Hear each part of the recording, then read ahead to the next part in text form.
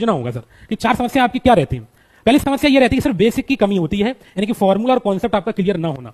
पहली गलती ये आप लोगों की होती है, पहली समस्या।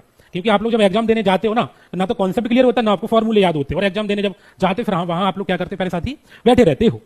दूसरा आपका यह है कि सर आप गणित को सीक्वेंस से पढ़ना चाहिए। ऐसा नहीं कि अगर आपने नंबर सिस्टम को पढ़ा उसके बाद सीधा आप ज्योमेट्री पे पहुंच गए, या फिर नंबर सिस्टम को आपने पढ़ा फिर आपने परसेंटेज को पढ़ लिया, या पहले परसेंटेज को आपने पढ़ा फिर नंबर सिस्टम को पढ़ लिया। तो आपका क्या होना चाहिए सर, एक क्रम होना चाहिए। बिना क्रम के आप चैप्टर को नहीं पढ़ सकते हो, क्योंकि आपको अभी मैं बताऊंगा कि अर्थमेटिक की जान कौन से 2 टॉपिक है जहां से आपको हमेशा स्टार्ट करना चाहिए।